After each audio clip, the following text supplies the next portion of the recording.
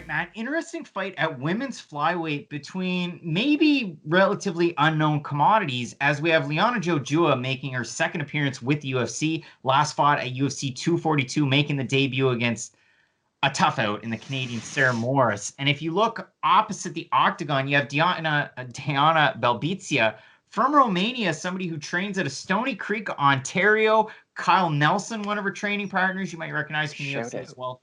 She comes out, and in her first fight, she takes on a really, really tough out in Molly McCann, and somebody that's also going to be fighting on this card. I think that's really telling. And if you look at Belbita as well, I mean, so far in her young career, she's going to be 24, just a hair shy 24, over 24, walking into the octagon with 18 professional fights. It's tough to find good competition in some of these weight classes. Belbita has been able to do that. Kind of surprised that she's training and living in Canada, but nonetheless, I digress. What can you tell me about these two fighters? And more importantly, who had the better debut in a losing effort? Is that a question? So Belbita, at least when she lost, and like you said, it is hard to find a good level of competition in the 125-pound weight class, even inside the UFC, much less on the outside. And Belbita is able to find at least somewhat of a good level of competition, because records are for DJs. We all know this by this point. She's 13-5 with those 18 fights. But when you look through her record, you're like, oh, she lost to understandable competition. And a loss to Molly McCann is not the end of the world. But with Jojua, her last fight against Sarah Morris she might be the worst grappler I've ever seen in MMA. And that's a stretch, but it might be the truth. Because against Morris, she was so tired by that third round that she just kind of fell down on the ground. There was no takedown defense whatsoever. And I don't know if that's because of her cardio, but she just kind of gave up at the end of the fight. And that's the last thing you ever want to see. And Sarah Morris isn't someone who is out there finishing a lot of women right now. So her name's Sarah Morris, but yeah. Sorry, Sarah Morris. When you lose to a woman like her by finish near the end of the fight, it just tells that you kind of gave up at that point.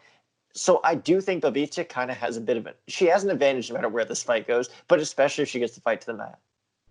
See, she has a lot of different advantages in terms of skill, in terms of height. She's got 3 inches of height. She's got about 6.5 inches of reach.